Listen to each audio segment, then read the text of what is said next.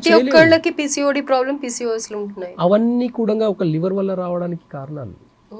ఒక లివర్ వల్లనే అవన్నీ డైజెషన్ అవ్వండి. ఇంకా స్పెషల్గా చెప్పాలంటే ఇప్పుడున్న ఈ సిటీలో కల్చర్ ఎలా ఉంది అంటే అండి, ఈ లివర్కి బాడీకి కంప్లీట్ మజిల్ నర్వస్ సిస్టమ్ టెండెన్స్కి రెస్ట్ లేకపోతే దాని పనితనాన్ని కోల్పోతుందండి.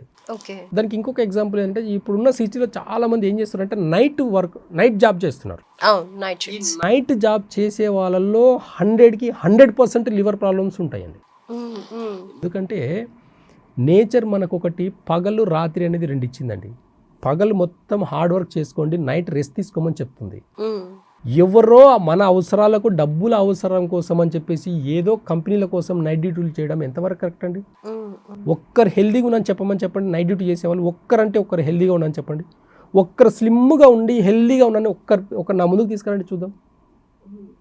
నైట్ డ్యూటీ చేసే ప్రతి ఒక్కరికి చెప్తున్నాను నేను, వాళ్ళ లివర్ దెబ్బతినడం వల్లే కాకుండా obesity, fatty liver, obesity, stomach, belly fat, ఇవన్నీ కంటి చూపు మందగిస్తుంది, నర్వస్ సిస్టమ్ డ్యామేజ్ అవుతుంది. అంటే దీనివల్ల అదర్ ఆర్గాన్స్ కూడా ఇంపాక్ట్ అయ్యి లేనిది ఒకటి. అందుకే చూడండి నైట్ డ్యూటీ చేసే వాళ్ళు ఎంత చిరాగ్గా ఉంటారో ఒకసారి చూడండి మీరు. నైట్ డ్యూటీ చేస్తారు, మార్నింగ్ వచ్చేసి ఇంట్లో పడుకునేటప్పుడు డిస్టర్బ్ చేస్తే కోపం చిరాకు చూపిస్తారు. నేను చూసాను, నా సర్కిల్లో చాలా మందిని చూసాను నేను. ఇలాంటివన్నీ కూడా ఎఫెక్ట్ వచ్చేసి లివర్ వల్లనే.